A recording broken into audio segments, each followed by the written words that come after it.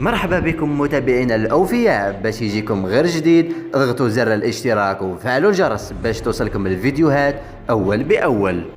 أعلن النادي الألماني عن إصابة اللاعب الدولي الجزائري رامي بنسبعيني بفيروس كورونا، وستبعده عن مباراة الخضر الودية أمام السويد ومالي، وسيكون الناخب الوطني جمال بالماضي مجبرا على استدعاء بديل لبنسبعيني بعد تعرضه للإصابة التي ستبعده عن تربص المنتخب الوطني الجزائري. وسيلعب الخضر مباراته الودية الأولى أمام منتخب مالي على أرضية ملعب ميلود هدفي. وفي السياق كشفت تقارير إعلامية إمكانية استنجاد الناخب الوطني جمال بالماضي بالوافد الجديد ريان أيت نوري، وربطت ذلك بتسوية ملفه من خلال تغييره للجنسية الرياضية ومراسلة الفيفا للجزائر التي أكدت ذلك. ويرتقب أن تباشر الفاف لاتصالات مع نادي اللاعب الإنجليزي ريان أيت نوري من أجل السماح له إذا رغب النادي، خاصة وأن الاستدعاء لم يكن في الأجل القانونية، وهو ما سيجعل